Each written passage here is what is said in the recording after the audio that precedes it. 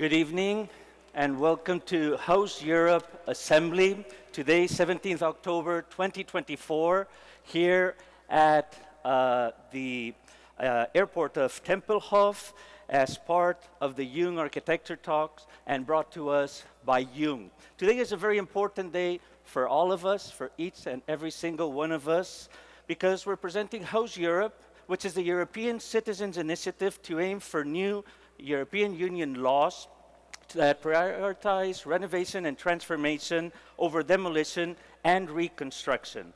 This is a tool for direct democracy that us, as European Union citizens, we have to propose new or improved legislation. If 1 million of us accept and in 7 countries support this cause, the European Commission will need to consider the proposal and form a working group. HouseEurope advocates for EU laws to make renovation more easy, affordable, and social, because the demolition of existing buildings is as outdated as food waste, animal testing, and single-use plastics. Today, we will introduce the initiative. Together, we will also watch the demolition, part 2, a question of values. And after that, we will get an introduction to the goals and legal proposals of the campaign and discuss with the initiators of HouseEurope, Arno Brandelhuber. Unfortunately, Olaf Grauer cannot be here with us this evening, but we will count with Alina Collard as well, and the ambassadors of HouseEurope, Anne Lacaton, Jean-Philippe Vassal, Barbara Metz, Ruth Sageman, who we thank for being here with us, to speak about how to renovate and transform the construction sector. My name is Ivan Blasi, and to understand all this better, to understand why we are here, I would like to ask Arno Brandelhuber to share some words with us. Thank you.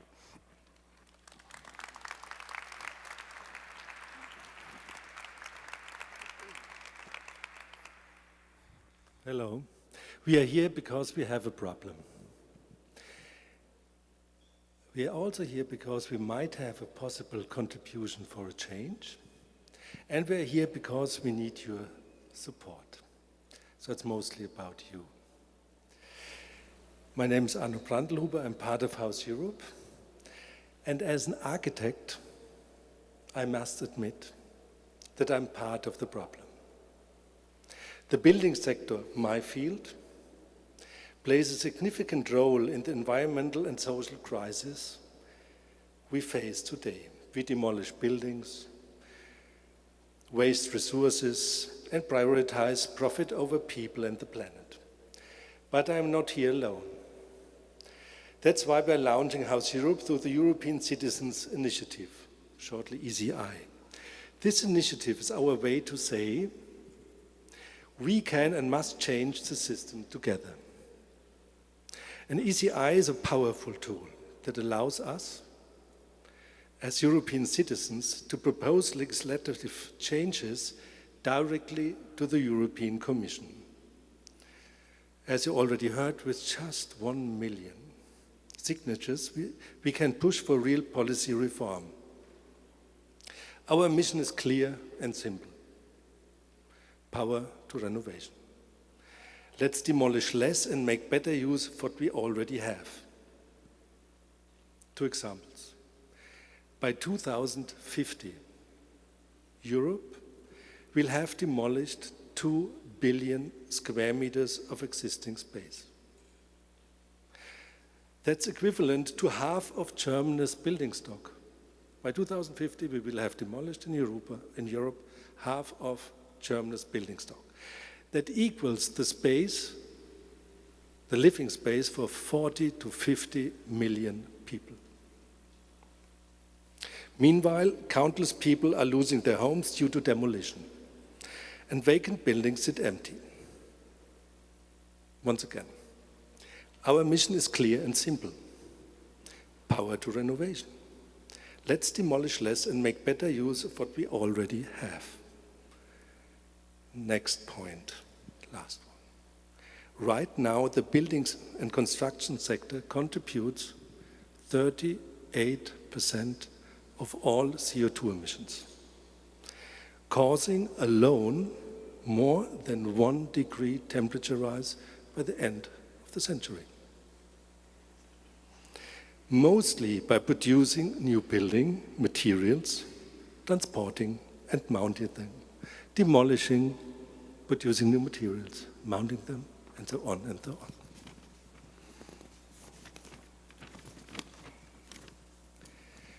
We need to rethink our approach by valuing, adapting, and transforming our existing buildings. We can reduce emissions, preserve communities, and make housing more accessible. This isn't just about architecture. It's about creating a sustainable and inclusive future for all of us. Now there will be a long thank you. I want to say thank you to everyone who has made and is making this possible. HouseEurope already relies on a network of partners across the EU. Too many to name them all.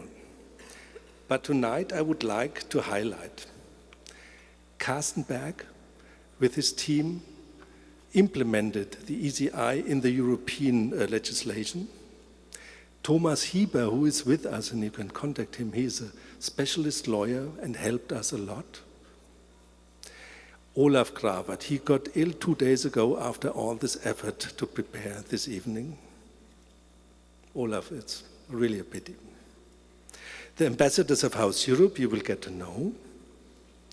There are already over 20 national partners who will take care collecting 1 million signatures within 1 year all over Europe, starting 1st February 2025. At that moment, a warm welcome to Form Design Center in Malmö, where our Swedish partners are hosting this event simultaneously, and to Architects for Future, being the national partners for Germany, who, together with Anders Urania, Klima Neustadt Berlin, are also volunteering to make this evening possible. Thanks a lot. Thanks also to our industry partners, Tempelhof and JUNG, who made this evening possible. Tempelhof itself is part of an ongoing discussion about how adaptive reuse could enter here. It's also after the cement that would be maybe 300 meters from here. It's also, let's say, a frame of direct democracy, which is still under debate whether the field stays empty or not. Thank you for having us in this really great location and for letting us enter for free, I have to say. And Jung, I would like to thank because they contributed a generous financial support as part of the Jung Architecture Talks for this evening. As a non-profit organization, HouseEurope relies on support, personal as financial. And if you look over here, for tonight we were donated over 200 pieces ranging from magazines to designer prototypes, mostly by Berlin producers, to be found at a tombola later on. Thank you all for being here and for commitment to making a difference. More information on the campaign after the film. Thank you very much, Arno. And I would like to ask if the CEO of Flughafen Tempelhof is here, Mr. Fabian Smits-Grootgeen. I would like to ask you also to share some words with us. Thank you very much. Welcome to everybody. There's not much to say after Arno Brandlo has taken all my punchlines away. But what better place could there be to talk about repurposing before rebuild than Tempelhof? Designed as a megalomaniac airport for the world capital Germania, it was never used in that function, but it was used to put together fighter jets. Afterwards, after the war, this was the place where the US Air Force set up the first Air Force base outside the United States. Furthermore, it was a civilian airport at the same time, became police headquarters for Berlin, is now a space for culture, sports, etc., and houses nearly 2,000 refugees right now, why we're here. So, from my point of view, this is a very good place to talk about renovation and what needs to take place. We've got 300,000 square meters of space here, most of which needs renovation more or less urgently. And we are currently working on ideas how to reuse, repurpose this building. And imagine what could be done with this building, with this huge space, which was once designed as an airport. Could it be a new central library for Berlin? Could it be a startup hub comparable to Station F in Paris? Could it be a place for urban production? Or could it be all that at the same time? This place is a good place to talk about what existing buildings, what CO2 emission that has already been emitted could be reused to offer and to really create added value to a city like Berlin.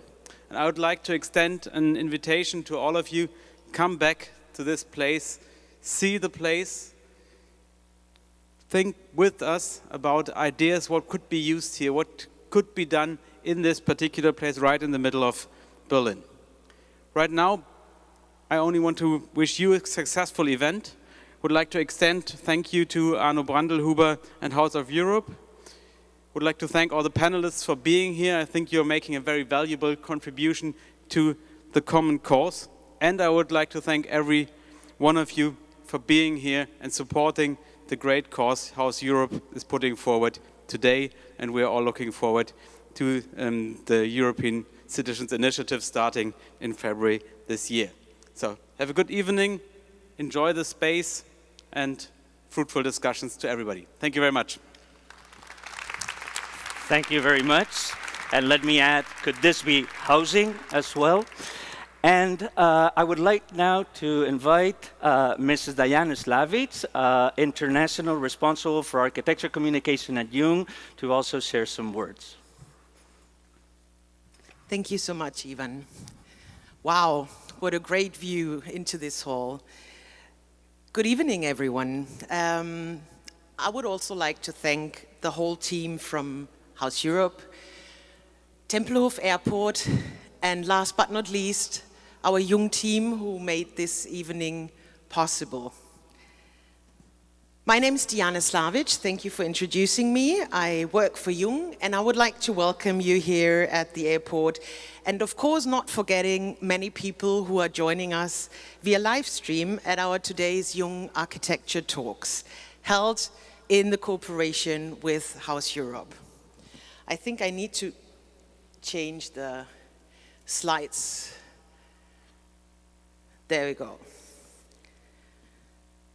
It's not by chance that we gathered here tonight at Tempelhof Airport, for as a symbol of Berlin's history and, above all, of its transformation, it's the ideal ambassador for all the topics we will be discussing.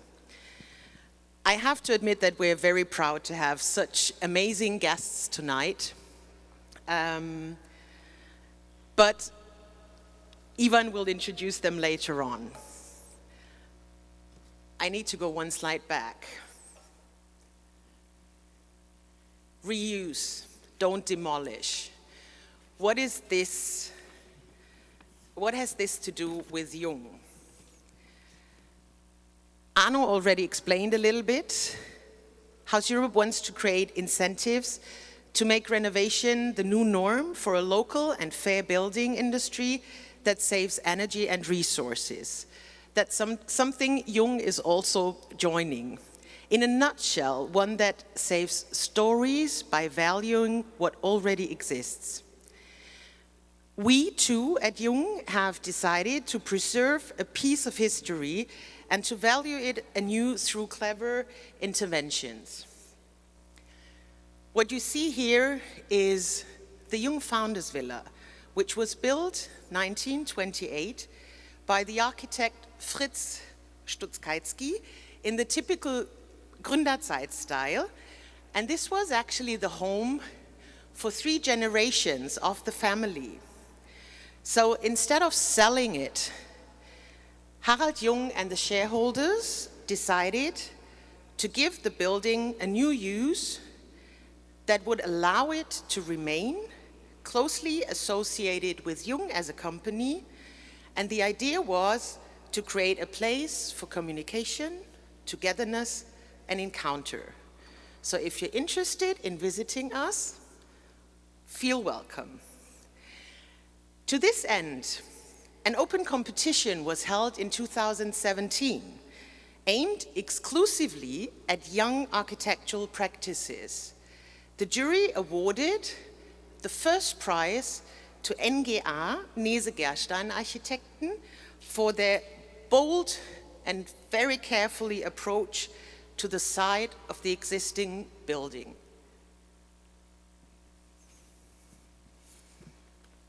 Adapt, don't abandon.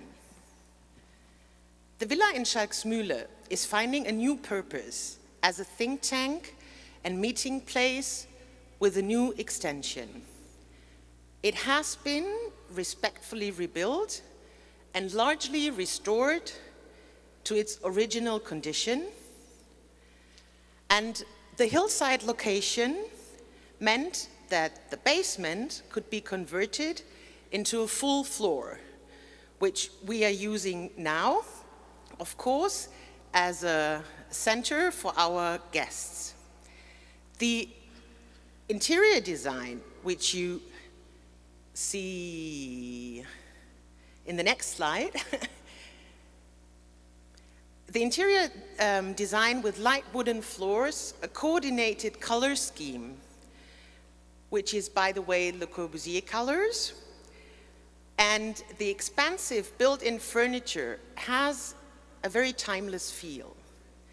The new building, with its covered roof, exposed concrete, and lots of glass, stands out clearly from the villa and is connected to it by a very sculptural steel staircase. The Jungfahner's Villa, for us, it's not only a showroom. It's a multifunctional office, event and residential building at the same time. Oh, sorry, that was too fast. A multifunctional office, event and residential building at the same time, in which responsibility, values, and efficiency play an important role in its renovation and operation. I would like to invite you quickly to have a nice view into our project, a short film. Please enjoy. No.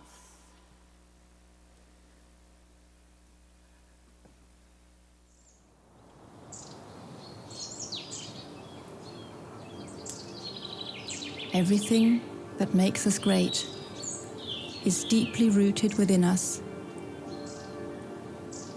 And out of this depth, we can reach the highest heights.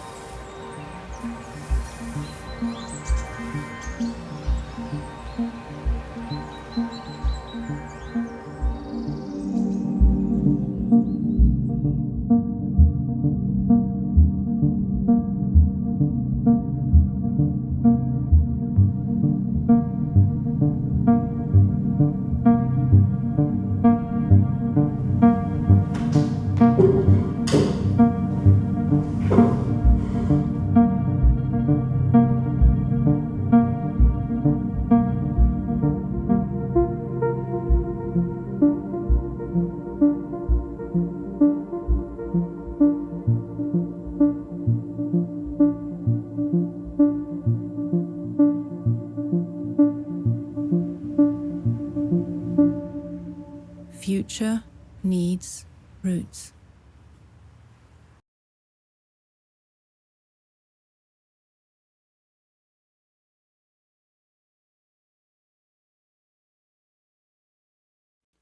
So let me move to the last point. Transformation, shift the value. The challenges ahead are huge. So we need new cultural narratives, but also cooperations and networks. And that's why evenings like today's are so important for us, because it is from discussions with you, our personal and professional network, that we get the impetus to keep testing our knowledge and our solutions and gain ideas as how we can change the construction industry together. The continuous support of initiatives such as Jung Loves Architecture underlines Jung's commitment. And there is one last thing I would need to say. We are a family-based company, and it's not normal that the family gives us the opportunity to invest, let's say, and support such initiatives. So we always need you as well as architects and designers. As long as you are working with us, we will be able to support many more projects like this in future. Thank you so much. The next point, we will get over to see a film, the demolition drama.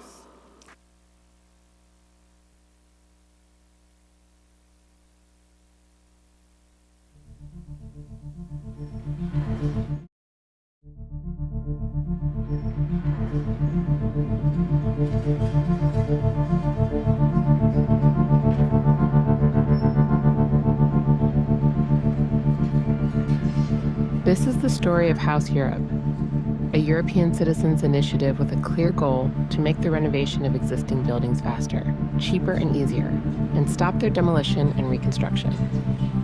It began, as so many stories do, with an old building that should have been demolished and thrown away to make room for a new one. Yet, existing buildings hold so much within: stories, spaces rich with life and energy from the past. Potentials for tomorrow, all of it available today, at the prices of yesterday. But despite these potentials, and all arguments, no one cared. Neither the owners, nor the banks, nor the politicians. Because the loss of homes, the loss of energy, and the loss of history hold no price in our current system. At that moment, it became clear. This wasn't just about one building. Saving one building would make no difference. What was needed was a change of direction, a new common path, to stop this demolition drama and relentless cycle of destruction, and instead, to empower renovation. But to do this, we must first understand, how does the construction and real estate system function and affect our ecosystems, both economy and ecology? And crucially, how does the system not only shape our buildings, but influence us, our homes, our neighborhoods, and our communities?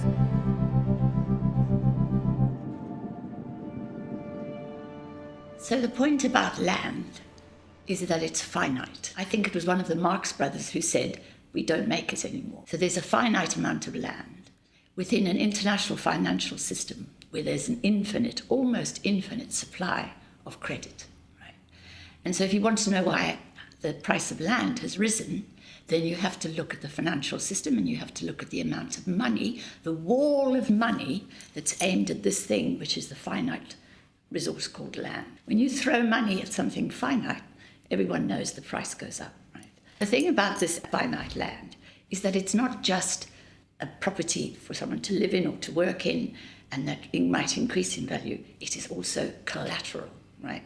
You can take this property, you can buy this property, you can throw money at it and pay a huge amount of money for it, and then immediately you can use it as collateral to borrow even more money. If you are a private equity firm, a Wall Street bank, a hedge fund, or an asset management fund, and that is why land and housing and property is now so important to the finance sector. The finance sector can't manage without it because the finance sector needs collateral You can't borrow money unless you can show that you have collateral that could be used in case of default.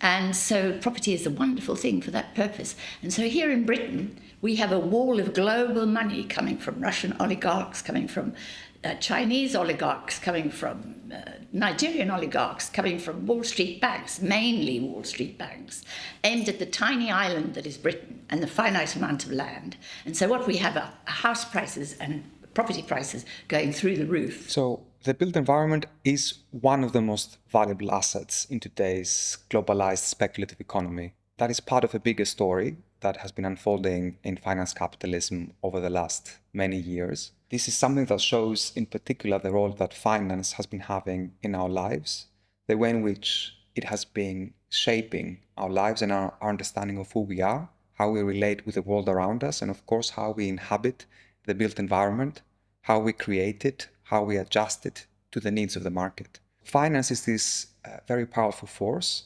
that, through its speculative logic, is the driving force behind real estate, assigning value through markets onto goods, onto material goods. I think when we talk about value creation in the city, then the biggest question is, where does the value of land, of urban land, ultimately comes from?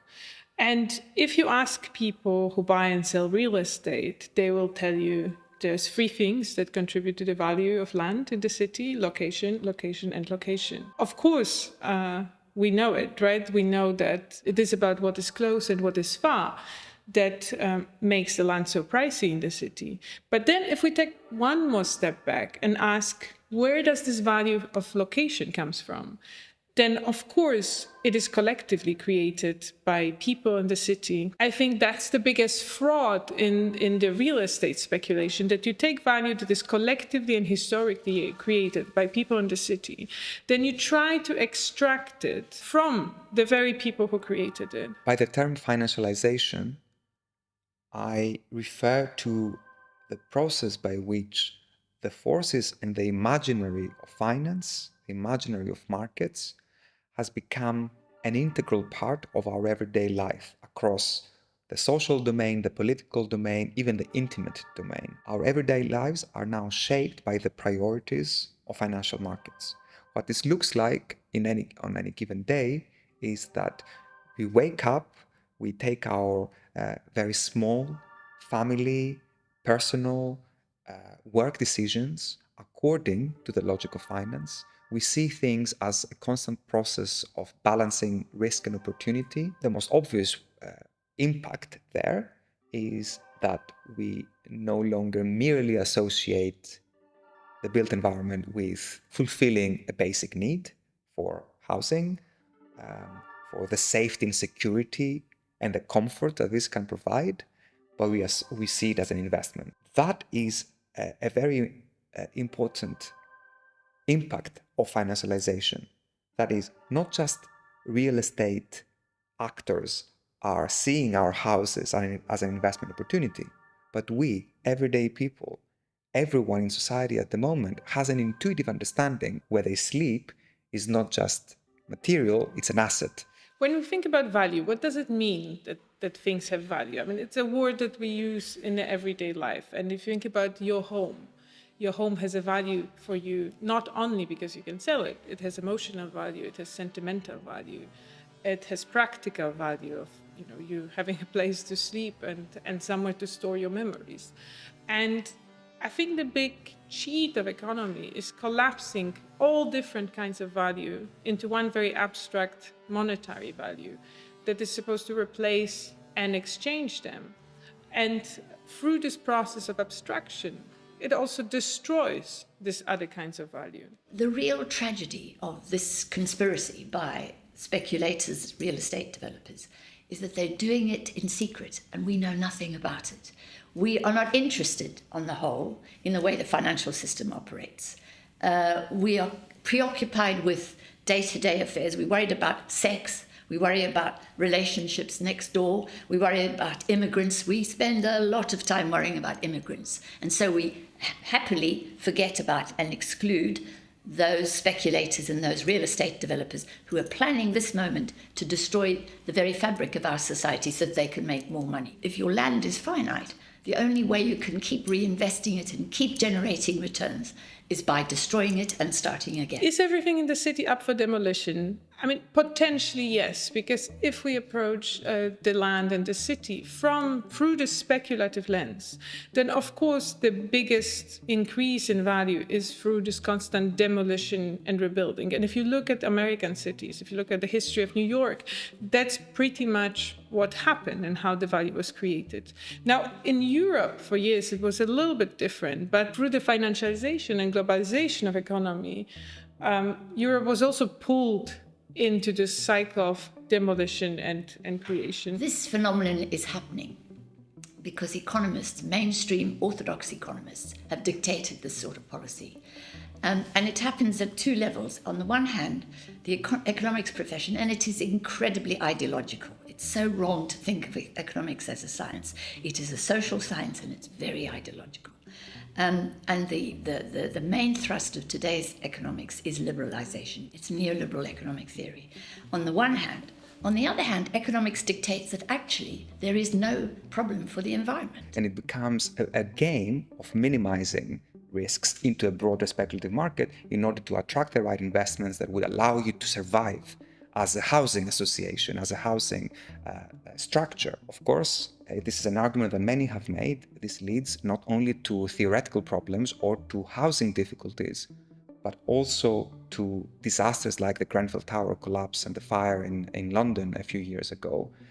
There you have a really palpable example of how the logic of financial speculation and the integration of real estate leads to the actual loss of life, not only to the degradation of livelihoods of residents, but to the actual loss of life. And so it was misused, systematically misused, to get the tenants out and to create this idea that it's either or, that it's either social values and low rents or ecological transformation. And this is harmful on many levels. It's harmful socially, but this is harmful on even bigger level because it does create this conflict that actually doesn't exist. It's not either or. The economics profession are those men are the guilty men. They have driven both the financing of our architecture, of our urban planning, and also, of our residential homes. So how do we actually change the system? It's a bit of a push and pull idea, no? So you can forbid certain things and incentivize others. And there I think that it's important to turn back to the public and how much can we as citizens also demand change at legal level, but also how these changes will affect us as citizens. It is part of this speculative game that buildings have become the most valuable physical asset in the world, with over 50% of global capital now invested in real estate, putting profit over people and the planet. And we are part of this system. The construction sector is the largest producer of CO2 emissions. Functioning buildings are being demolished and replaced, not because it's necessary or leads to better buildings, but because currently the old cannot compete with the new. And we are supporting this system. Every year, thousands of houses and millions of square meters of existing space are thrown away, making the construction sector the biggest producer of waste in the European Union. By 2050, we will have demolished approximately 1.5 billion square meters of existing space, more than the entire cities of Athens, Berlin, Bucharest, and Paris combined. Enough living space to house around 50 million people. While the system may seem abstract, the consequences are very real and deeply affect our daily lives. To change it, we must understand the true costs of demolition and reconstruction. For the planet, the labor market, our history, and our communities. When a building is demolished, usually what it is replaced with is not to the benefits of the people who were occupying the previous building. And in that sense, the city loses its kind of social mixity, diversity, and, more generally, the kind of heterogeneity that makes them desirable. Which means that, by extension, demolition is an antisocial phenomenon. The example we saw where you see that, the demolition of particular buildings, supposedly to put better buildings there. It's not about better buildings. The demolition gives them a pretext to remove a particular class of people from a particular part of the city that lends itself to making more money if there are other people there. It's a sort of Umwandlung of entire areas. This construction sector is an entire ecology. It is made of real estate investors, financing bodies, regulators, architects, contractors, real estate again,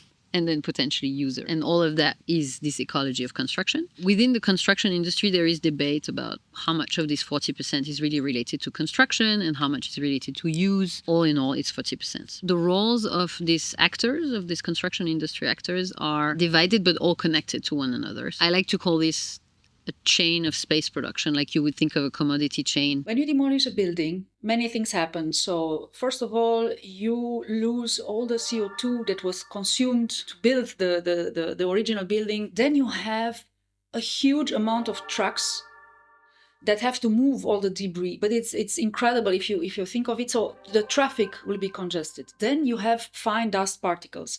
And Belgium is one of the countries in which this phenomenon has been studied. And it has been proven all these fine dust particles that come from traffic and from demolition, they affect your lungs, and especially in children. So you have health issues that are caused by demolition. It's interesting in some ways that probably, building all the large-scale housing estates meant an enormous amount of CO2 emission when they were built, but that's done. I mean, that CO2 is in the air. It takes a lot of CO2 emission to demolish all of them and build new stuff. In a way, you could, by preserving them, you could undo some of the CO2 guilt from previous decades. Wenn man sich das mal vor Augen führt, dann kann man sich ungefähr vorstellen, wie viel Ressourcen benötigt werden. Für ein Einfamilienhaus sind 200 Tonnen Sand zum Beispiel. Sand ist auch ein endliches Gut. Das steckt alles in so einem Gebäude mit drin. Und die Energie muss natürlich eingesetzt werden, um das entsprechend in Form zu bringen, also die Produkte überhaupt mal herzustellen. Je nachdem, um welches Material es geht, braucht es mehr oder weniger Energie. Aber wenn ich zum Beispiel Beton oder Stahl habe, da geht natürlich wahnsinnig viel Energie rein und die ist gebunden in diesen Produkten. I have a nascent theory that it's not just the building that are the issue here. I see the demolition of social housing. Even in an age where there is a massive housing shortage, the ongoing demolition of social housing, a weirdly ironic thing. And for me, it is part of an ongoing attack on progressive values. You see it. There is a very carefully constructed campaign against those buildings, where first the poorest of societies are put in there, then there is cost cut after cost cut after cost cut, then a bad situation emerges in the building. That is then being used as an argument against the building. Ich glaube, das ist ein Aspekt, den man nicht unberücksichtigt lassen darf, was auch zerstört wird, wenn bestimmte Quartiere zum Beispiel abgerissen werden. Da leben vielleicht Menschen, die sich gerade diesen bezahlbaren Wohnraum leisten können, die da schon sehr lange leben. Mit einem Abriss riskiert man, dass genau solche Strukturen natürlich zerstört werden, weil viele Menschengruppen dann die finanziellen Mittel nicht mehr haben, dort weiterhin zu leben und zu wohnen. Das sind also auch Aspekte, die man mit betrachten muss, wenn man über Abriss spricht. Das sind nämlich nicht einfach Gebäude, sondern da steckt ganz viel Lebenszeit, Emotionalität, gesellschaftlicher Zusammenhalt in diesen Gebäuden und das sind Erinnerungen und deswegen engagieren sich auch so viele Menschen gegen diese Abrisse. In this neoliberal logic, when you care just about maximizing your profit, of course all the rest, cultural heritage is nothing. I dare to say that there is a value to existing buildings that is even independent from these lists of monuments. There is a cultural component there that is extremely important to us in the society, the storytelling, let alone the CO2, which is embedded in all these buildings. Und es fängt eben nicht bei dem vermeintlichen Recycling an, dass man sagt, das ist doch super, dann recyceln wir das alles und damit haben wir kein Problem mehr. Das stimmt nicht, weil ja für die Herstellung immer wieder Energie eingesetzt werden muss und neue Ressourcen eingesetzt werden müssen. Das heißt, es fängt vorher an.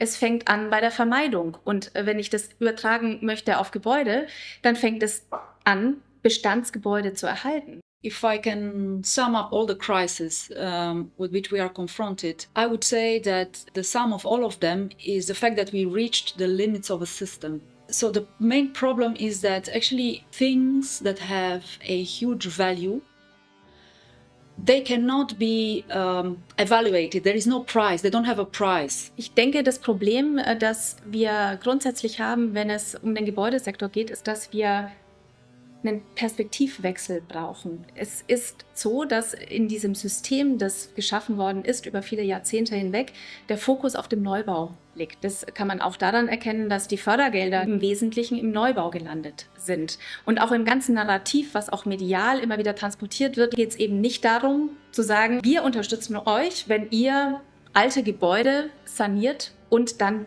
weiter bewohnt. Deswegen brauchen wir den Fokus auf den Bestand erhalten und wir müssen möglichst verhindern, dass abgerissen wird. I would go further in this and say no demolition should be allowed except you prove that nothing can be done. Because in fact, the calculation, you can always make them good. So I think it should be a principle, no demolition, no arrangement. Demolition is as outdated as food waste, animal testing, or single-use plastics. But while we have a common understanding of these issues, there's no public awareness of the consequences and potentials of the construction sector. On average, it contributes around 38% of global CO2 emissions. By contrast, flying generates only about 3.5%. Similarly, the building sector is the largest producer of waste in the EU, generating about 36% of all waste. By contrast, households generate only about 8%.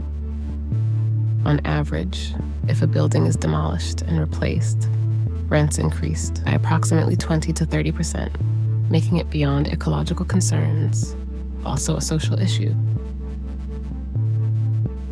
Renovation offers a truly sustainable alternative, merging social, ecological, and economic benefits. Currently, only about 11% of Europe's existing buildings undergo renovations, leaving 89% as untapped market potential. At the current renovation rate of around 1% per year, it would take almost a century to renovate Europe's building stock. So, how can we unlock the potential of the renovation and transformation market in Europe and develop a simple formula to convince both the market and the public? And the question for me is simple. When you have one, it could mean one flat, one block, one slab. When you have one, you demolish one and you rebuild one. At the end, you have one. If you have one and you just add half of one, and at the end, you have 1.5. You spend less, you have more. And this is also what is related with ambition and escaping from standard, producing better spaces for people. It's not luxury spaces. It is just to find the way by working with less to give more at the end. It is to think better, to be more intelligent in the way you do, you build, you reuse, you add to existing situations. But this ambition is absolutely necessary and for social housing or for any housing. This question of affordability, what is the best way for a building to be sustainable? I think it is that it is generous. It is only because we are making these standard buildings everywhere or we're repairing in a standard way that finally these buildings, they have no interest, they have no excitement, they create no pleasure to live in. And finally, after 10 years, after 20 years, they are unsuccessful anymore. Also das eine ist natürlich jetzt diese Einsicht, also dass der Gebäudebestand wirklich eine veritable Rolle für den Klimaschutz in der Zukunft darstellt und eine wichtige Rolle spielt. Und wenn man sich das anguckt, dann ist natürlich der nächste Schritt, okay, was brauchen wir dafür eigentlich? Und da hat sich natürlich die Europäische Kommission gemeinsam mit den Mitgliedstaaten überlegt, wir brauchen eigentlich ein Wirtschaftsimpuls in dem Bereich. What would happen if the entire labor force, which is currently used in new construction, would be rerouted into renovation? Well, instead of the 120 years that it will take for the entire housing stock of Switzerland to be renovated, it would take 12, which I think speaks of how reinventing our construction industry is never about losing jobs and never about destroying existing trades, but about rerouting them into a virtuous construction industry. Das Argument, dass Arbeitsplätze vernichtet werden, weil man möglicherweise nicht mehr abreißen darf, um neu aufzubauen, ist aus meiner Sicht ehrlich gesagt ziemlicher Quatsch. Gerade die kleineren Betriebe, die überall zu finden sind, haben möglicherweise sogar ein höheres Interesse daran, Sanierungsarbeiten vorzunehmen, weil sie eventuell mit größeren Projekten das überhaupt nicht leistbar wäre. Und dazu kommt vielleicht auch nochmal dieser Aspekt, wenn man in der Gegend lebt, und das ist in Deutschland wie in vielen anderen Ländern, gibt es gewachsene Strukturen, da gibt es Arbeitersiedlungen mit altem Gebäudebestand und Menschen, die dort leben, vielleicht auch eben Handwerker, haben vielleicht auch ein Gespür dafür, dann für diesen Erhalt. This is about revolutionizing construction. Rethinking entirely how we assemble all these elements, for instance. Are they assembled in a way that they can be disassembled, of course, but also thinking about how a construction detail will be taken care of. Think about a window, for instance. Are you able to clean that window? Are you able to repaint that particular piece of the house, depending on how it's built and things like that? So revolutionizing construction also means by design. Da kann man sich natürlich auch nochmal die Bürostrukturen in Europa anschauen. Und 92% der Büros in Europa bestehen aus 1- bis 5-Mann-Büros. Das heißt, diese Büros sind ja nicht international unterwegs. Die meisten sind wirklich ortsverbunden, arbeiten regional, kennen den Markt vor Ort, kennen die Handwerker, haben da ein entsprechendes Netzwerk. Und das sind natürlich dann für die Zukunft diejenigen, die auch dieses Ziel des Umbaus in die Breite tragen können. So if we think of this construction industry and this construction sector as a commodity chain, so basically this idea that there is a complete chain of actors that are connected together in order to reach to the end product, which is ultimately, let's say, housing. When we think of this whole chain, there is the possibility to really say, well, if I intervene here, here, and there, the entire system can shift. And if we think about these actors, well, there is potential to interfere at every level. So we can interfere at the level of financing, which projects get financed, by whom, what are the criteria that banks or public actors with capital would choose to fund. Or we can jump somewhere else along the chain and think about what are the legal points of leverage, where can we intervene in the law. Dann ist der erste Schritt gewesen, okay, wir haben den Green Deal. Green Deal ist eine strategische Ausrichtung über alle hinweg in Europa, also politisch. Der zweite Schritt war das Klimagesetz, wo man sich rechtsverbindlich auf die Klimaneutralität bis 2050 geeinigt hat. Und der dritte Schritt ist dann die Umsetzung. Und ein Teil dieser Umsetzung war die Renovation Wave. Und in dieser Renovation Wave wird die Dekarbonisierung unseres Gebäudebestandes in Angriff genommen. Ziel ist es, diese Renovierungsrate zu verdoppeln.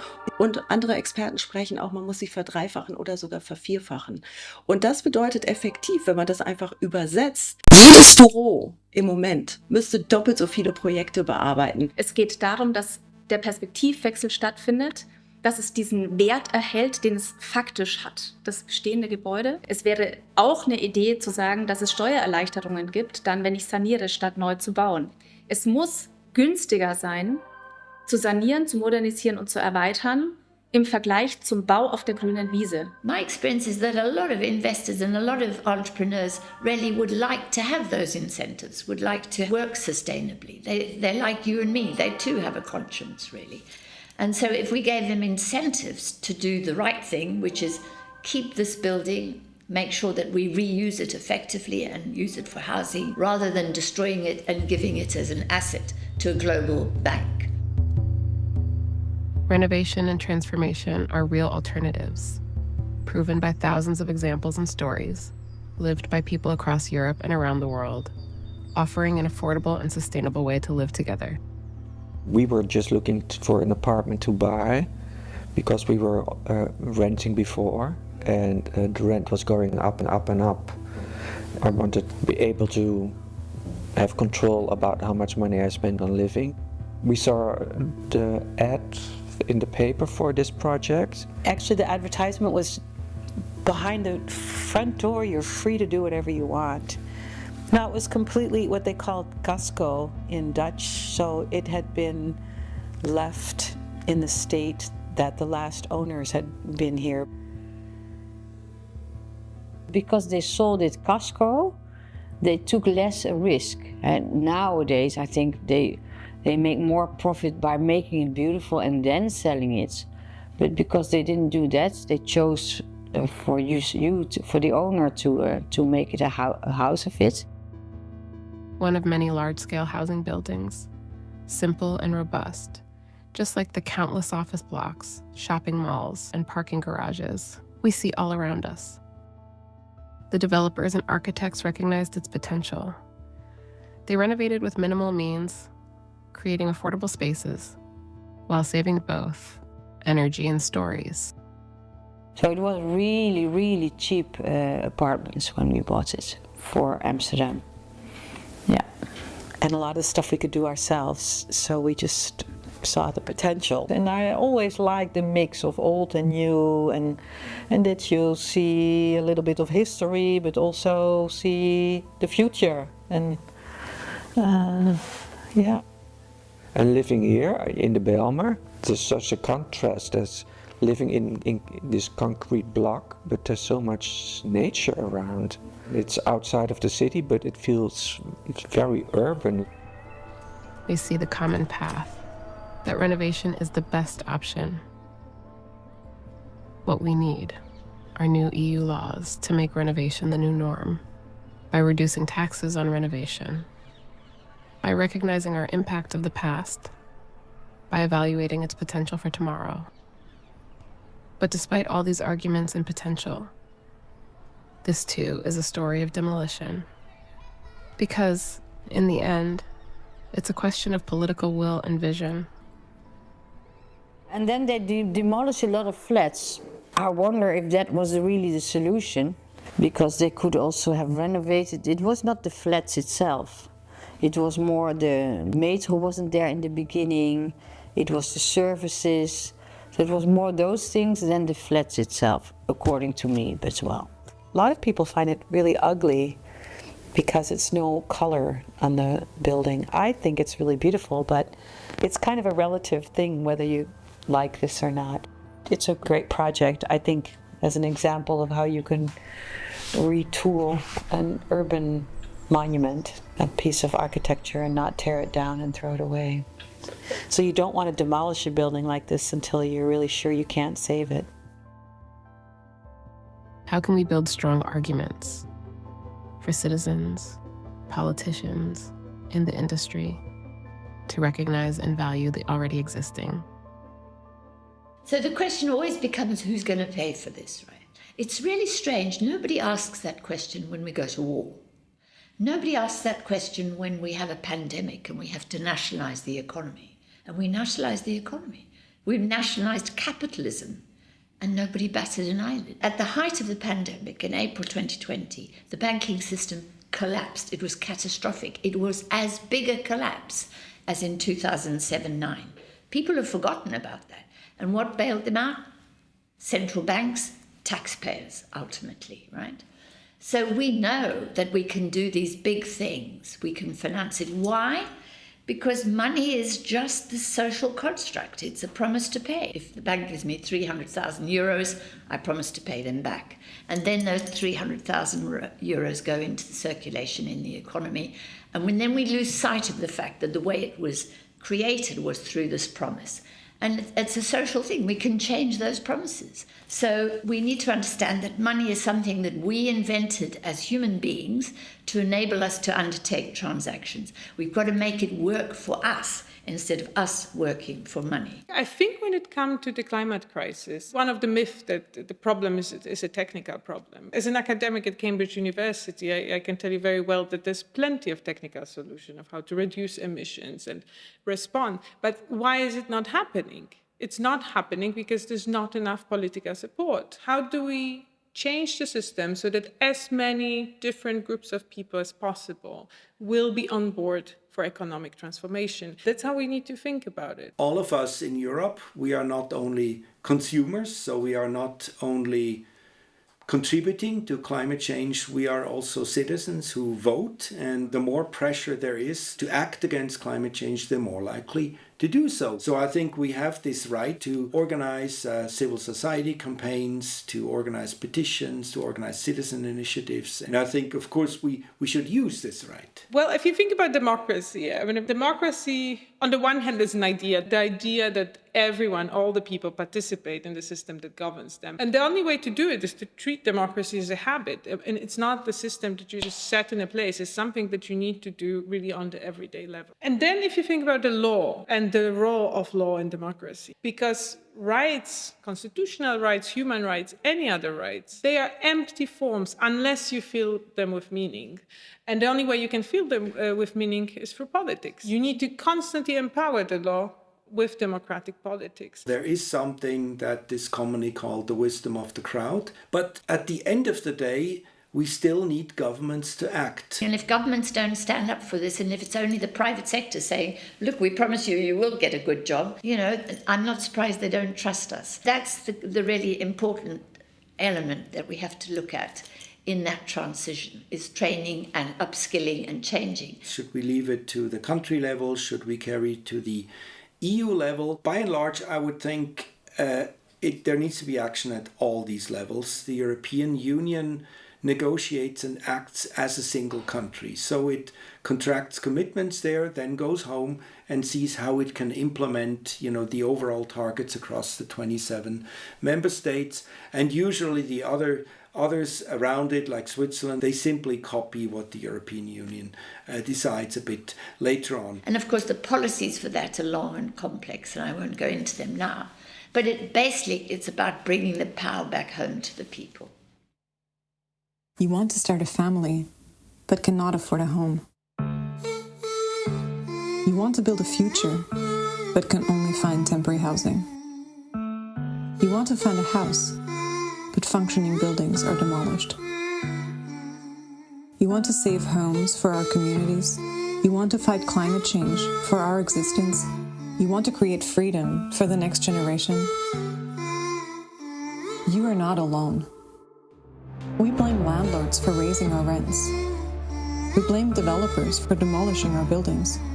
We blame politicians for ruining our hometowns. We blame ourselves for not working harder, not saving more, not being richer. We are anxious, angry, alienated. But don't worry. Together we can transform the system and renovate existing buildings to house Europe. Because renovation is the best option. The only thing we need now is laws to make renovation cheaper, faster, and easier. The EU has the power to change this. You have the power to change this. Support House Europe. Now.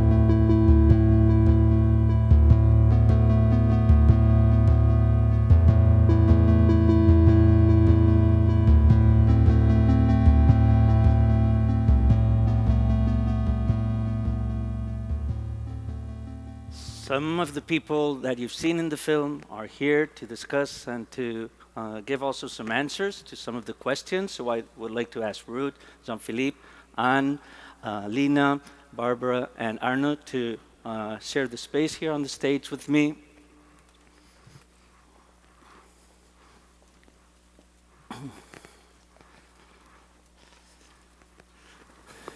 And I will start with Arno, because you made this film that explains the drama of demolition and reconstruction. So now we know the role and consequences of the construction sector. So can you explain how House Europe, the House Europe campaign, can help, can provide a certain answer to the situation? I will try to briefly explain the legal construct that we propose. No, because in the end, it's a legal proposal we hand in to the European Commission.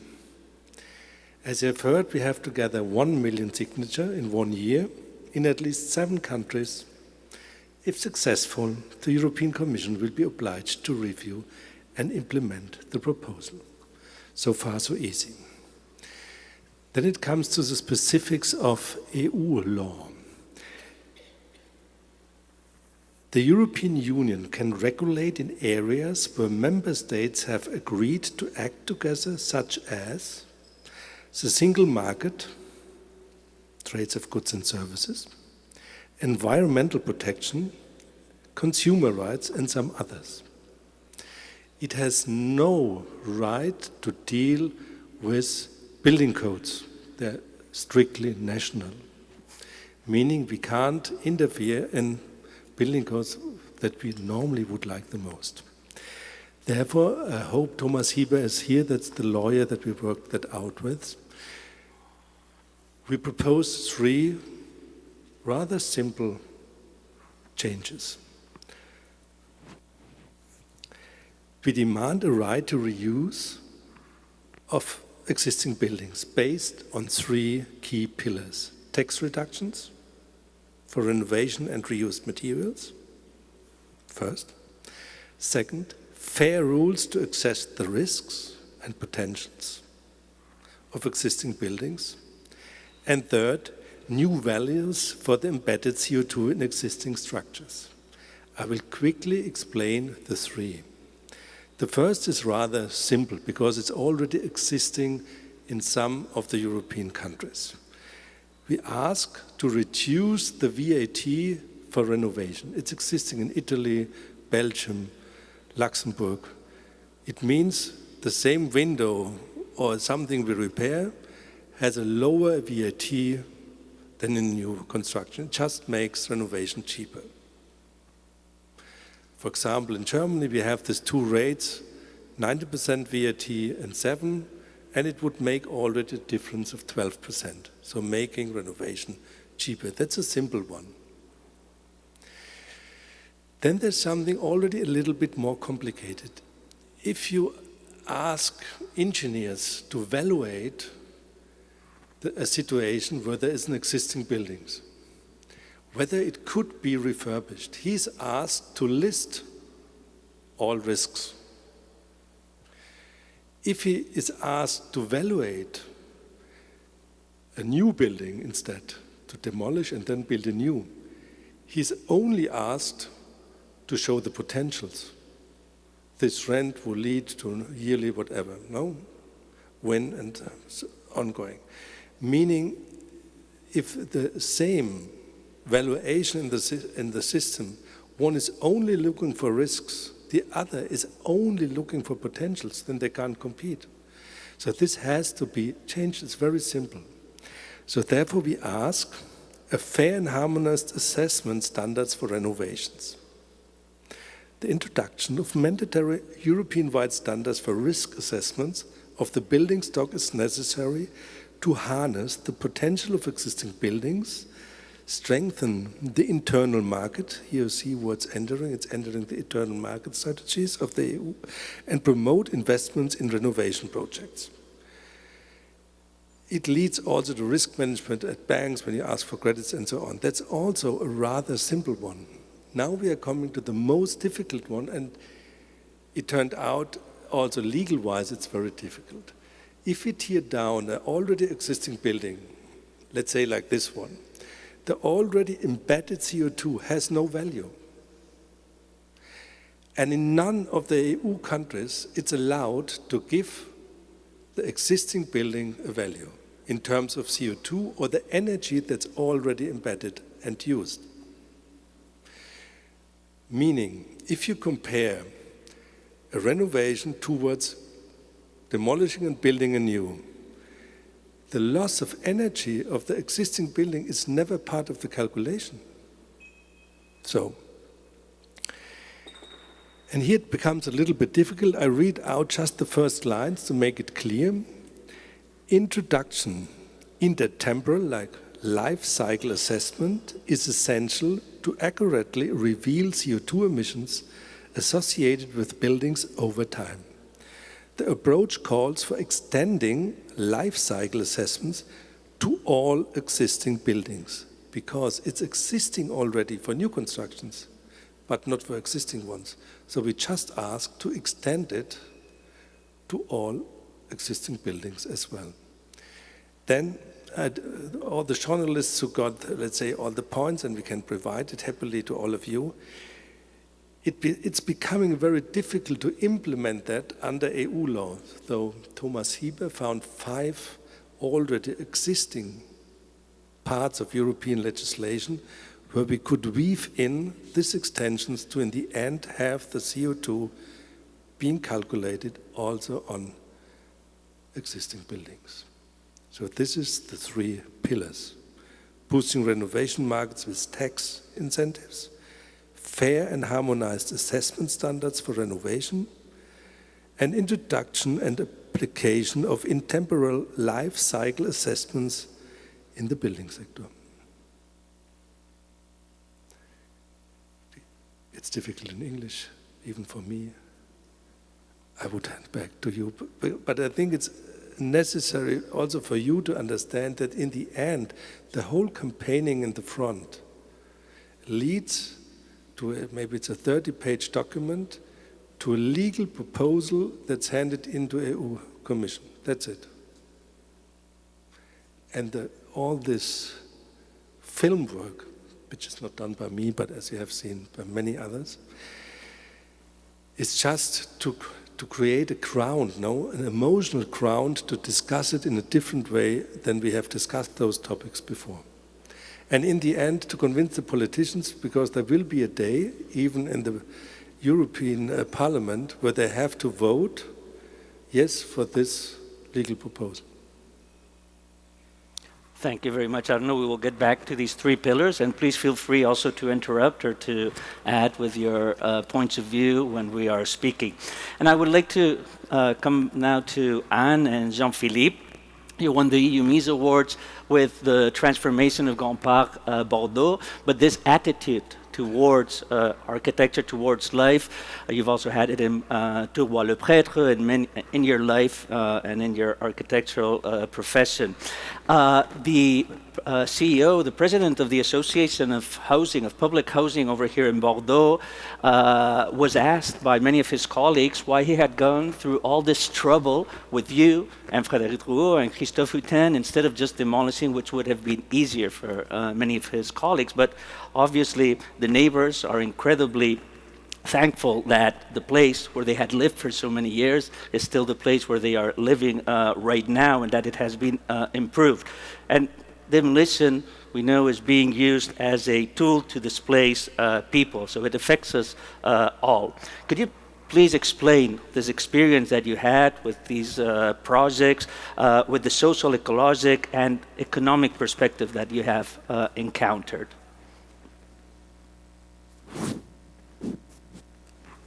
If I take this example of Bordeaux and Grand Parc,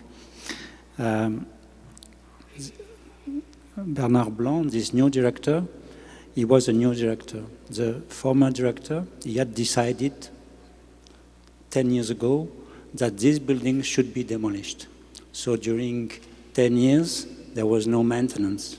And finally, these flats were becoming more and more difficult to live inside. Because we had another project with Bernard Blanc, and that he moves as a new director in that place, immediately it starts to change this idea. I have 530 flats. I have some rents coming every month, perhaps not all, but a lot of. It makes a lot of money. The systems push me to demolish this and to rebuild. I see what it costs for demolishing. I know that I will have some problems to find some new places for the inhabitants and to relocate because there is no apartments free there. So I want to continue working with you because we already work on that, on this book and research that we call Plus Addition, and perhaps we can test it there. What is interesting, it is to see the interest in terms of ecology, in terms of economy, and in terms of sociology. Nobody wanted to leave, even if the difficulty of living at this time with 10 years of no maintenance anymore. So these buildings, they were built in the 60s, 70s. So it means that today there is absolutely no more bank credit on these buildings. So it means that you get the rents every month. You have to make some minimum reparations, but it's enough. It's a building that brings you quite a good amount of money every month. So what happens? He says, because we always think that in France there's a public sector and that there's a lot of subsidies from the government, from the state, from a municipality to help these social housing situations. But in that case, he decided to do that alone. He says, instead of demolition, I will make a radical transformation. It means that I know that if I demolish, I will spend nearly 3 times more money than just the transformation. So instead of demolition, I go to the bank and I ask the banker, is it possible to have a new credit to transform radically, to improve the quality, and then this new credit will be reimbursed in the next 20 years. No problem.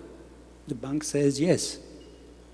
And considering these situations, there was absolutely no reason to increase the rents of the apartments. So there was a kind of situations where the system of buffer zone of winter gardens was offering a much higher insulation system for the winter, for the summer, making shadow in the summer and creating a buffer zone in the winter.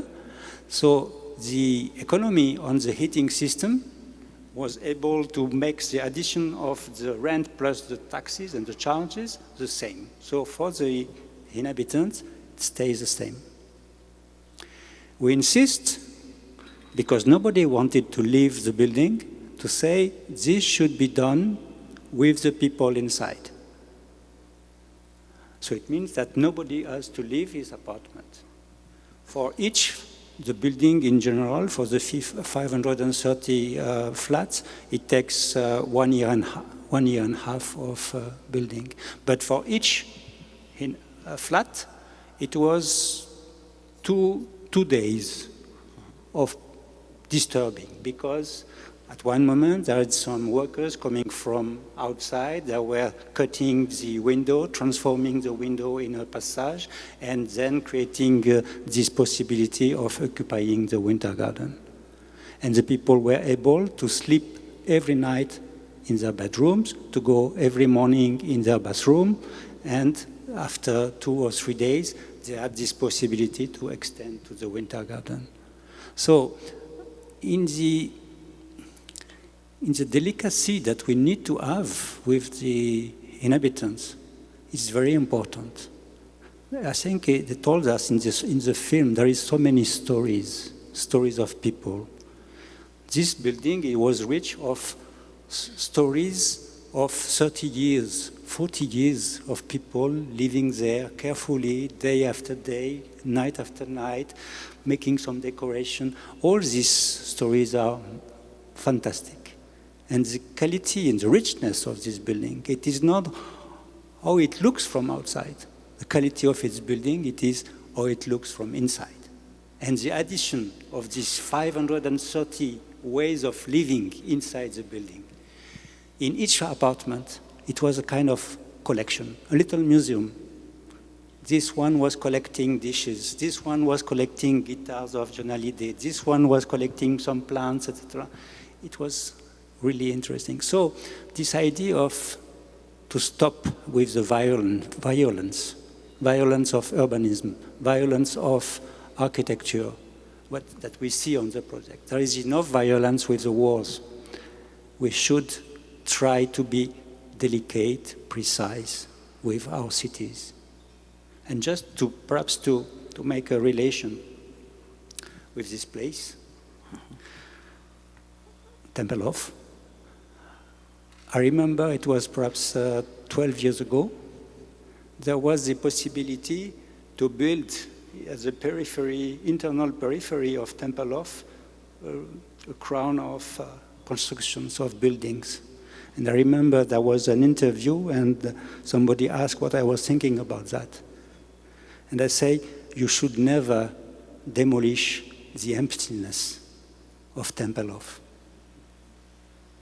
You should not even take 1 square meter of this dimension.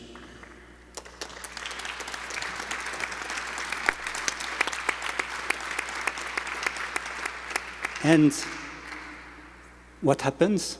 There was a referendum. And this referendum was successful.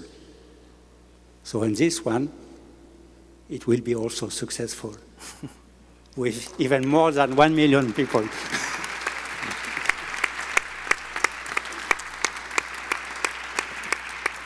And actually, it was Tourbois-le-Prêtre was also exemplary because these neighbors here in Grand Parc were able to visit the people that had undergone the transformation of their housing in Paris and learn from their experience. And they agreed that they wanted to follow the same example. So these are also examples that we can kind of follow. And I would like to ask you as well, and you can also add, why you're supporting this initiative, no? Which parts of it you think can help in your professional day? I think we are supporting because it's already 25 years that we are working on this subject. And unfortunately, we observe that nothing is going on. So to replace this project of Bordeaux or the Tourbois-le-Prêtre in Paris in the kind of timeline in our work, we're starting just before 2000 to work on this subject when in France it was decided by the government an important policy of which was called renovation of the neighborhoods, but the renovation was based on the demolition and the rebuild of something like 200,000 units. And together with Frédéric, that you know well, we decided to start on our side studies to try to understand, because for us it was very shocking to see that all these modern buildings with just 50 years old were considered so bad that the demolition was the only solution, and without any consideration of people living there since decades. And as a woman was saying in the film, in fact, it was not the problem of the housing, it's the problem of the neighborhoods, of the lack of transportation and so on. So in 2000, early 2000, we did the research. We tried to know more about the national program, and we decided to study a number of counterexamples to really try to deconstruct all the fake information which are given that, for example, all these buildings are badly built, that renovation is cost much more than transformation, that there is always asbestos that you cannot remove. But we have to know that even for demolition, we need to remove asbestos before demolishing. So this is the same. So all of these things that, in a way, are repeated without any kind of investigation to know exactly the reality of this. So we did this research by our own, and by chance, we found a publisher in Spain that agreed to publish this study, which was named Plus. And the main quote, or the main sentence, and at the preface of the book that we wrote at the time was, never demolish, never remove, never subtract, always add, transform, give new life, reuse, and for and with inhabitants. And this is the last words, which are very important, because today maybe we are too much talking about the wind of CO2 or all of this, but what is the most important is also people, and that should be the most important on top of sustainability. So for us it's a long process of trying to convince that this demolition, and just to give an information, this project that you have seen from Bordeaux, the cost for demolition and rebuild was 160,000 euros per dwelling, and the cost of this transformation, without removing people, at the end was 52,000. So it means that for the same amount of demolition and rebuild, one minus one is still one, plus one, is 1/3 of the cost of the demolition and rebuild. So we could imagine that for the same amount of money, we could renovate 3 times more. And in France, we have to know that for now, the French government has spent more than 20 billions to demolish almost 200,000 dwellings and to rebuild 140,000. So it means 20 billions for a loss of 50,000 dwellings at a moment where it's said always there is a shortage of housing. So for us, to return to your question, of course we are very supportive of this initiative because it gives a larger visibility, it strengthens the issue, but we know that the way is still long. And we are still far away of the result. So it's important to continue fighting on this way, and not in 20 years, 10 years, right now. So the only thing is to say, stop, stop, and stop demolition right now. Thank you. So we need to change the mindset while we wait for all these policies to take place. So Barbara Metz, you are the managing director of the Deutsche Umwelthilfe, and you have played a crucial role in advocating for climate protection, particularly in the transportation and also the building sectors, and have been a vocal critic of certain manufacturers, filing lawsuits to push for stronger commitments to climate targets to drive systematic change in climate strategies. The current system is designed to demolish and build anew, as we have seen in the film, and this approach is driven by a lack of regulations and incentives that favor new construction, but even when there are regulations, they are not always followed. In the film, Anne Petitfer remarks, "Money should work for us, not us for the money." Maybe we could say similarly that legislation should serve people and not the other way around. How do you see this situation? Yeah, I strongly agree with that legislation should work for us. And I think we do have legislation. For example, here in Germany, we had a okay climate protection law, but and in this law, we actually have to, or according to this law, we have to achieve climate goals, CO2 reductions in different sectors, also in the building sector. And we did not achieve that. And our politicians decided then, okay, that's a little bit difficult, then okay, just let's change that law. I mean, that doesn't really make sense if you see you can't achieve something which we actually have to achieve and then you just change that law. That is also the reason why we went to court to actually have that being by the Constitutional Court, that they actually look at it and really tell if that is correct or, yeah. And then we have other different climate laws. For example, when it comes to the climate program, our government had to, they had to make a climate program until 2030, according to the climate protection law, where are measurements which are proper to achieve the climate goals. The expert crew from the government actually said that's not enough what you actually have done there. We need more measurements. Government did nothing. So we went to court and we actually got a real crystal clear ruling on that. Yeah, you're right, it's not enough. You need more measurements, and you need measurements, especially in the building sector, because there it's really hard to reduce CO2 emissions because of the long cycles. If you go to the transport sector, it's also a huge problem, but you can achieve CO2 reductions much faster, for example, by introducing tempo limit, by changing the business car regulation, then CO2 emissions go down. But in the building sector, of course, we construct buildings every day newly, and those CO2 emissions are out there. And just yesterday I talked to someone who said it's like 10,000 years remaining in our atmosphere. So the status quo we have today, we have to work that keeps the status quo, because we can't go back.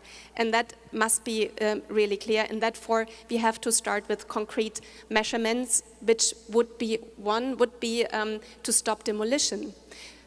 I hear from politicians that's just not such a big problem. It's only 14,000 buildings in Germany per year. First, I do not believe that, because the statistics is not correct there. And it's a big problem, as we could see in that movie.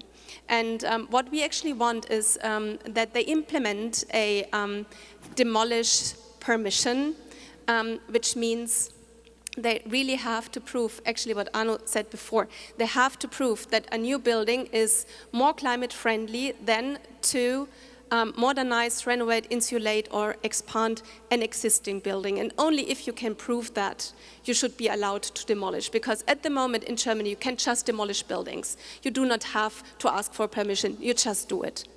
You can't cut your tree in your garden. For that you need permission, but you can demolish your building, no problem.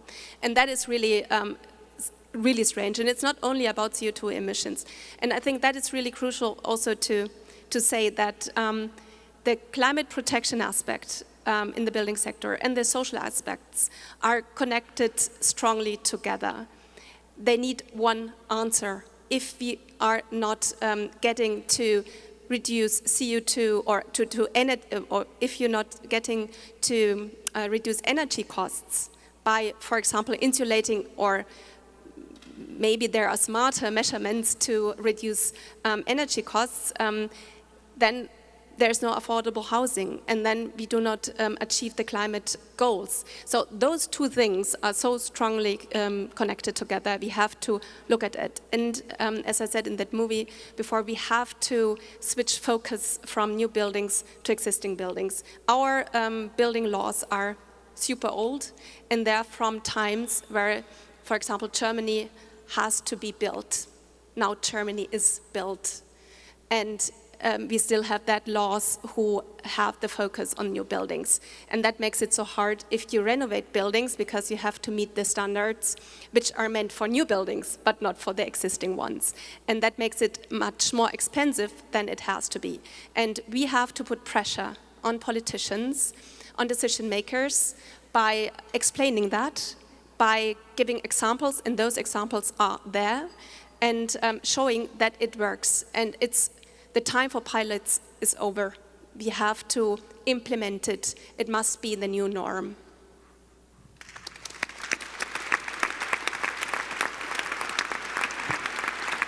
So to put pressure towards politicians, you consider that the most effective path towards this systematic change is through the legal system? I think the legal instrument we are using is quite strong, but it's not the only instrument we have. We also need all those architects who are so innovative and are able to show how it works and to explain things. It's not only the legal instrument, but it's one which puts a lot of pressure on politicians, of course, and which raises awareness of the problem, because then media is actually talking about it, and that is also very important. Therefore, I think the legal instrument we are using is important, but it's not the only instrument we have. Thank you very much.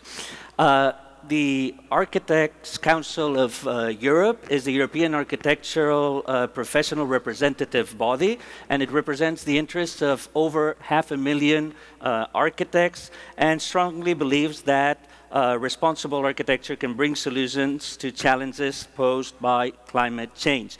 All the different national associations of architects that are part of ACE supported this program, this project, this initiative, which is really a great achievement. And Ruth Segeman, you are the ACE president. Today, buildings are treated as investments, as we've seen, rather than spaces for people to live in. And HouseEurope wants to create incentives, as Arno was also saying, that make renovation, as you were saying, the new norm. So this should boost the renovation market and give new value to what is already there. The goal would be to preserve homes and communities, ensure a fairer and more local building industry, save energy, as we've said, resources, and preserve our memories and stories. With the recent appointment of Dan Jorgensen as the new EU Commissioner for Housing, we have like a crucial opportunity to influence the building sector at this EU level that we were speaking about. What strategies do you think we can employ to make promoters, clients, decision makers, and so on aware of this significant opportunity that we have right now, but also the opportunities of renovation which are present, and that adapting them as we've seen. How do you think this could be a game changer? Well, first of all, it's about convincing, and it's about learning from each other. And we have great architects that are working on this field since a long time. And I have to say, we don't have to invent the wheel new. We know how it works. Architects know how it is possible. We see amazing examples. So it's not about thinking, okay, this is a new topic. No, it's an old topic. But the difference now, from my perspective, let's say from the European political perspective, is that finally this comes into the head of the policymakers on European level. And I just want to go a few steps back. This all started in 2019 with climate emergency in the European Parliament. And the European Parliament is the voice of us citizens, meaning, let's say, the first impulse into this direction on European level came by citizens. And why does it come from citizens? In my opinion, because we are in one of the biggest, or we are facing one of the biggest societal challenges at the moment. And this means that me, you, all of us, we are part of it. We are part, as architects, of civil society. Developers are part of civil society, and all others as well. So I think this impact really, and that's why I, with my colleagues in the Architects' Council, we support the initiative, because it's about the societal mind change in a broad way. And this, I hope, this citizens' initiative will allow this possibility. So going back to the climate emergency, Ursula von der Leyen then really made it possible, and we have to think about 27 member states in Europe agreed on becoming climate neutral until 2050. So it was not, it's a recommendation, we might do it. No, it was a must, and it is a must.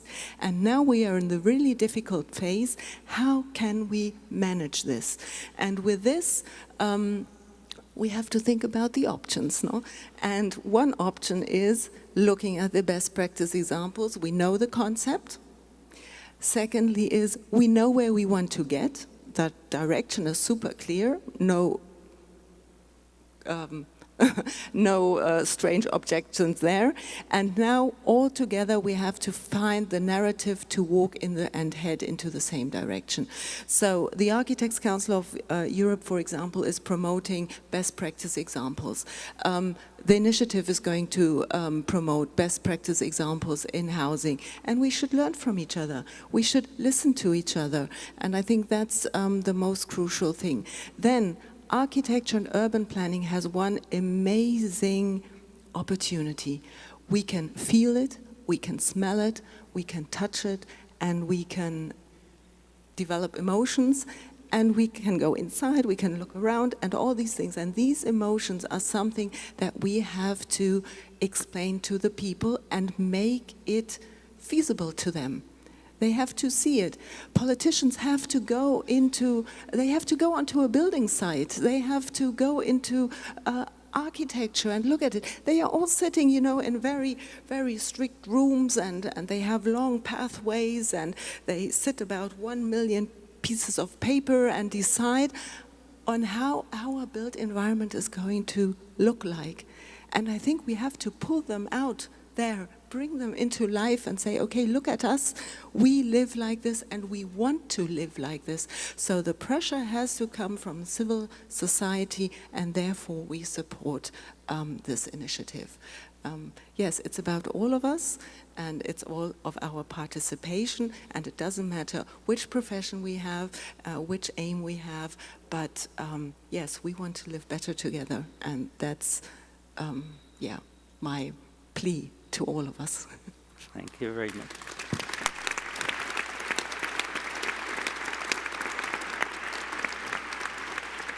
Alina, you are House Europe's campaign manager, and throughout your career, before this one, you've been dedicated to breaking down barriers in art and in culture, making them accessible to all rather than only to a few. With House Europe, you have applied this ethos to the built environment by starting with understanding people's opinions regarding renovation versus new construction by conducting an extensive survey in 8 European countries. What insights have you gathered about public perception, and how can House Europe use these findings to initiate the discourse and actionable change for all of us as European citizens?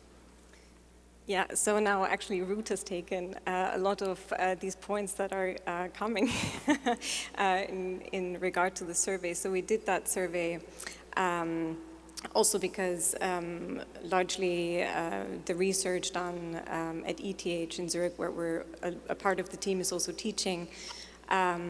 So we wanted to understand also, doing a European Citizens Initiative, this is, about really showing the European Union and Commission that it's a majority of people whose needs and demands are not met by legislation, right? So we were like, okay, well, if you're in an expert panel or coming from that field, how do you also understand the public opinion? And so we did that survey in 8 states with 8,000 people, very representative social demographic. And we found several things, many, there were 35 questions, but one of the most important ones was definitely that there was this dissociation between the topic of renovation and how people perceive it in their everyday lives. So most people don't actually think about this on an everyday level. So that's definitely a barrier that needs to be broken.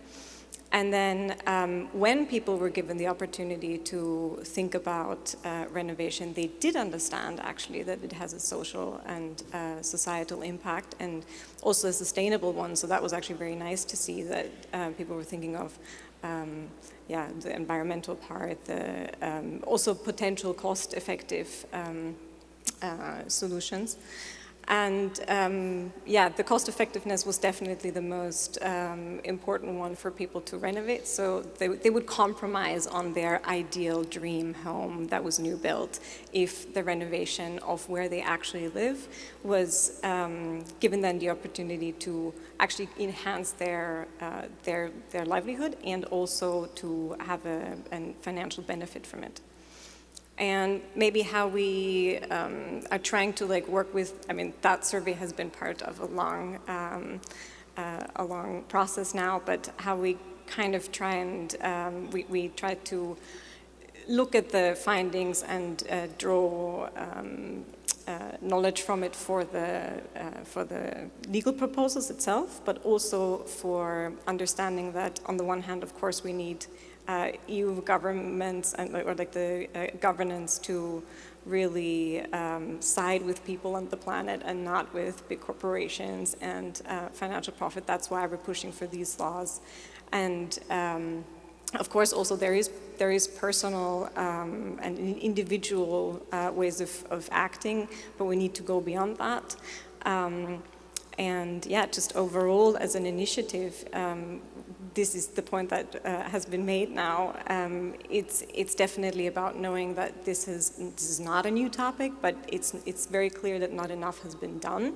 So we want to bring together everybody who's already working on this, who really cares about this. Also the people who might, just be introduced to it, but also to really mobilize, because it is the people who need to have influence in policy making. So, all of you, thank you, Lina. How do you think we can break this barrier so that it becomes kind of part of our general mindset? For example, would the 530 families in Bordeaux sign, or would they be interested in this initiative? Do you think there's been a change? Or how can we achieve more people to be interested and to participate? We need 1 million signatures. No, I think it's, yes, I think it's just the information about this initiative. I'm sure that there will be much more than 1 million. It is really about the information. Actually, our cities are becoming a problem. We are living with more and more difficulty in our cities. The rents or the cost of the flats are more and more expensive. And it is everywhere. It's not only in Europe, it's and actually, if you take the part of the budget of a family that it is taken for housing compared to 20 years ago, the increase is much more. So it means what? You have less money for going to the cinema, for making different things, etc. Because you spend too much money for your rent. In Paris, what it means. Recently, there was one politician that says, perhaps we should give the possibility to rent some flats with only 1.8 meters high. No, it becomes crazy. There is a city is becoming the place where finally the bad housing and the scarcity of housing makes the price going higher. And this, we have to avoid that. And all people, they know that their city is more and more difficult to live in. So we have to see what we can do. There is possibilities. It's why this working with, it means working with the existing. It means renovation, but also transformation, addition. It means that we should look at the city as a kind of certain numbers of what we call capable urban situations. So situations in the cities where we can see precisely what we can repair, what we can improve. Sometimes it is some flats that have no elevators and that have 5 levels, so it is possible to add an elevator. Sometimes it is to give a winter garden, sometimes to give a balcony, sometimes to make some transformation. But in the same time, in a kind of synchronized action with this reparation of the existing, with the improvement of the existing, there is here 5% new apartments that can be done on the same plot, stick to the existing, perhaps 1 level on top. And this can be done without creating new streets, new roads, new networks of energy, so keeping the fertile ground as it is, without artificialization of ground. This is possible. The densification of the city is possible based on the existing, and not necessarily at the outside of the city where we have agriculture and countryside that disappears. So there is a real possibility of reinventing the city, to look at all the places, what is missing here, what is needed here, and how we can bring some new things. And I think it is what is interesting. And we are talking about Arnaud, people that we see in the film. Anne, me, we have all been teaching in schools. This is all the students, all the new architects. They want to do like that. They want to take their energy, to bring their energy to all these urban situations where we can repair, where we can add, and when we can create some dreams and beautiful situations.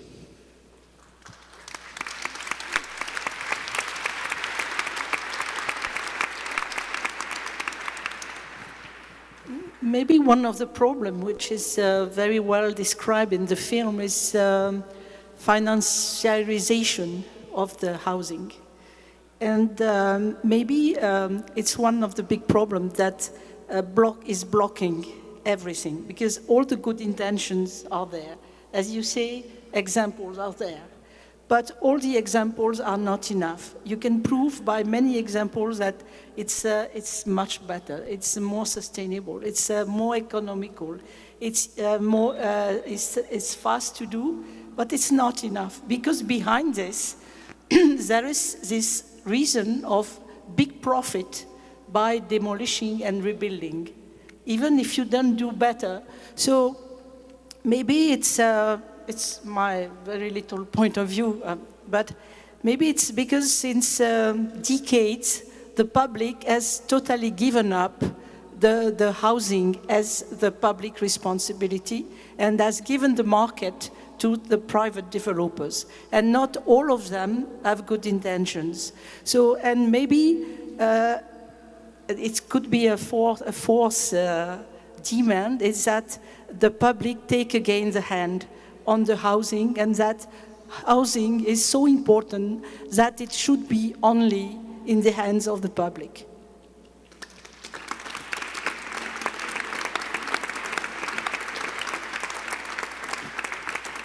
Thank you, Anne.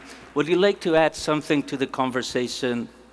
Maybe about the breaking down barriers, which relates to this. It kind of, what is very clear is that positive renovation stories will make this topic actually relatable and urgent. So I think that is definitely a story, that's a story that needs to be told. That is that storytelling that is that needs to be done, I think, by pretty much everybody, especially people who work in that industry.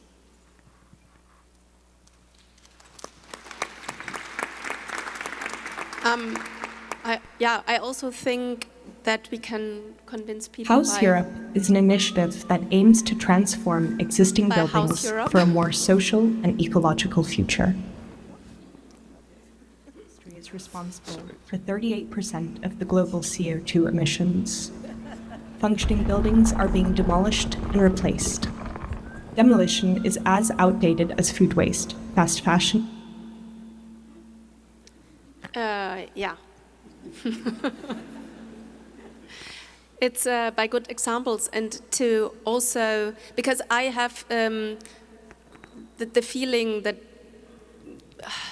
the Stimmung, wie sagt man, the atmosphere at the moment, it's a little bit depressed. People are depressed. It's so many global problems. We do not achieve the climate goals, and so on and so on. And sometimes I feel the same thing. And I think we have to motivate people. And then a few weeks ago, I was talking to the climate scientist, Stefan Rahmstorff, and I asked him, what keeps you running? Because in front of all those big problems.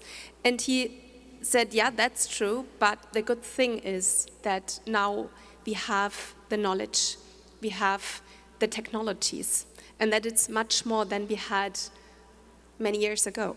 And now we have to go the last step to implement those technologies and to really look at what we know and what we actually can do.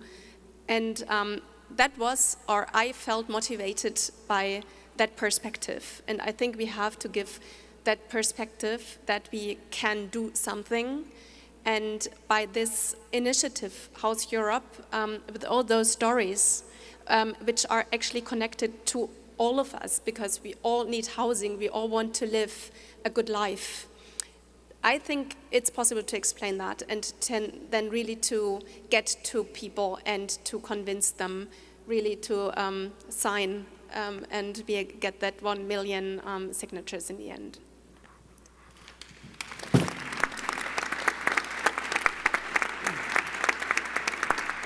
Ruth, would you like to add something? Yes, with pleasure. The financial sector has to change. As we are transforming our built environment, we as architects, the financial sector also has to change. And again, also in the financial sector, there are already tools existing like CLT, Community Land Trust. So there are, let's say, concepts how the land use can be developed differently than in the past. And I think that's really crucial. So meaning not only civil society, not only the architects and urban planners, but also the banks, investors, developers, but also, now I lost the English word, Versicherer, insurers. So to really change the mindset from short-term investment to long-term investment, to think about values, social values, and also cultural values in a different way than only economic values. But it's all connected, economic, social, cultural, environmental values, and it's, let's say, a change on all different levels. And I once heard, if we wait for the policymakers, we're going to be too slow. If we do it individually, it will not be enough. So it only works in a community sense, and I think therefore we are here to develop this direction and give impulses in all different levels.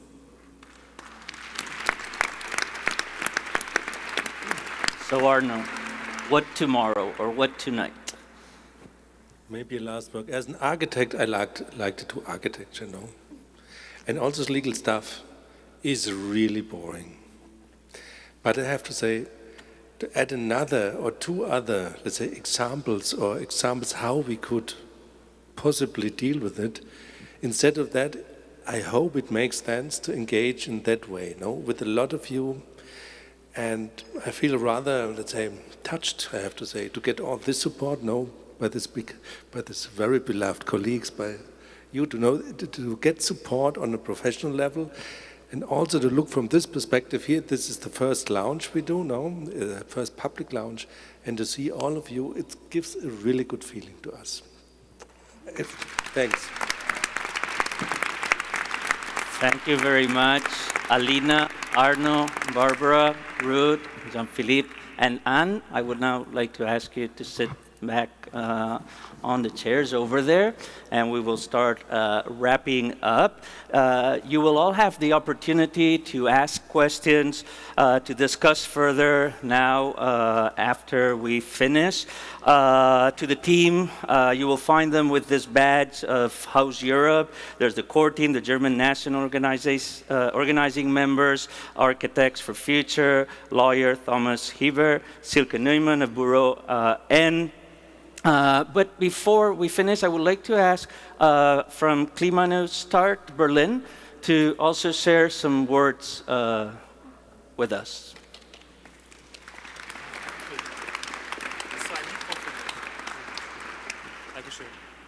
Hey, guten Abend. I'm Gerrit Naber von Klimaneustart. And well, first I'd like to say thank you to allow me to say a few words. And when Arno Brandelhuber said in his welcoming words, demolish less and reuse more, he kind of spoke from my heart, because that's basically the bottom line of our initiative. So we are working on a popular initiative in Berlin that means that people have the right to initiate lawmaking, to initiate legislation. And we are addressing basically the same problems and issues that have been discussed here. So we are also working on avoiding more demolition drama here in Berlin. And we are doing this with this popular initiative. So we have worked on a set of demands that we are going to present to the Berlin Abgeordnetenhaus, that's the parliament of Berlin. And we had great help from Architects for Future and from the Berlin Tenants Association and from Environment Protection Organization, and also from Olaf Gravert, who can't be here tonight because he fell sick. So thank you to all of them who helped us. And we also need lots of signatures, not 1 million, but 20,000, which is quite a lot also for Berlin. So if you haven't signed yet, please do sign for House Europe and also for the Bauwende for Berlin. That's the name of our initiative. And if you have already signed, please spread the words, tell everyone, so that we can change and avoid demolition drama. Thank you very much. Thank you very much. When we arrived here with Alina, we were told to have a nice trip. It's not an airport anymore, but it was a nice way to understand the beginning of this trip towards House Europe. And I would like to ask Diane Slavic to now end this event and to also conclude by saying some words. Well, it's still a fantastic view to see everybody of you. Ladies and gentlemen, this has been a very important, very fascinating, very interesting evening for us with very important insights. Thank you all for being with us and sharing your messages and like motivating everybody to follow and to join. I would also like to thank all the people behind the scenes you don't see who were just helping us to make all of this possible. My colleagues and I, and the team of House Europe, of course, we would like to invite you now to have a drink together. Thank you for being with us here tonight at the Young Architecture Talks. And let's round off the evening with some good conversations. And of course, not forgetting the tombola. I was already looking at some people walking around, looking at their possible prizes they can win. So just stay with us, enjoy the evening. Thank you so much for being here. And not forgetting the people who are at home at the screens, of course. Thank you for joining us from all over Europe. It's a great pleasure to be here. And yeah, thank you for being here. And thank you, Ivan, of course, not forgetting you. Delighted, but we have one more thing as yes. well. Oh, yeah. So, and remember to enroll to the newsletter to keep being updated on all the new steps. And yeah, there are 2 newsletters actually, one from House Europe and ours. No, but you have the yellow cards on your chairs. So there is one last initiative for this evening. We would like to ask you just to raise up the card, of course with a yellow to the front, so we can just show to the world who would like to fix it. If you could stay here, it just looks fantastic. so we were speaking about motivation, so I hope that you are all motivated. It seems like it. Do it also at home. Fix it. And thank you all. Well, wait. Thank you all very much. Thank you, Diane. Thank you so much. Thank you, all of you.